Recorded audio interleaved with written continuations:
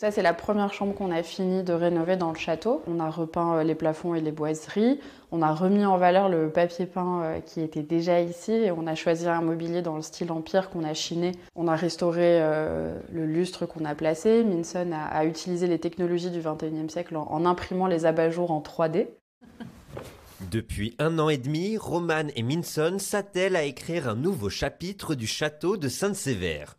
3 chambres ont déjà été rénovées pour accueillir des visiteurs ainsi que plusieurs salons et le parc du domaine ouvert au public. 5 nouvelles chambres devraient être prêtes pour mai 2026. Et ça permettra au village d'avoir des logements supplémentaires, que ce soit pour les touristes ou les gens qui viennent profiter des activités culturelles de la région.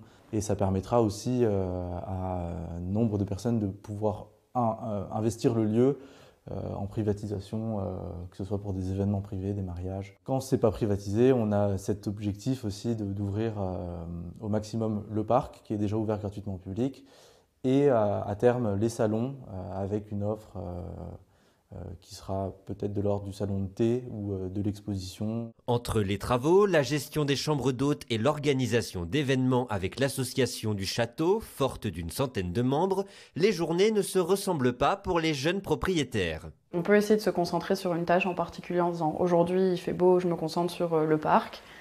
Mais il va forcément y avoir, à un moment donné, on va devoir stopper notre activité parce que on a un rendez-vous, parce qu'on a un événement à mettre en place, parce qu'on a une visite pour un futur événement. Et puis après, engendrer l'accueil des clients le soir. Après, il y a tout l'aspect administratif. La comptabilité, la recherche de financement, aller voir les entreprises, comparer les devis, aller voir les ouvriers qui sont déjà sur place.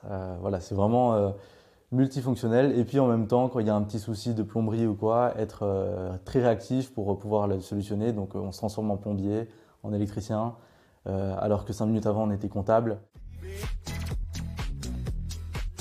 Les 2 architectes partagent leur aventure sur les réseaux sociaux pour encourager d'autres propriétaires à s'engager sur des projets de restauration et faire vivre leur territoire.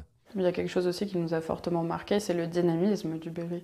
C'est une région où il se passe beaucoup de choses, en été comme en hiver, avec un large panel de choix, du baltrade au concert de classique, en passant par des événements d'exposition, de cinéma, etc. Et c'est assez intéressant de voir à quel point une campagne peut être dynamique et qui essaye de renforcer son attractivité là-dessus. Donc ça, plus des paysages à couper le souffle, une campagne préservée, bon bah voilà, le combo était assez gagnant.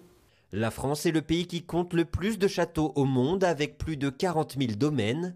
La majorité sont des propriétés privées.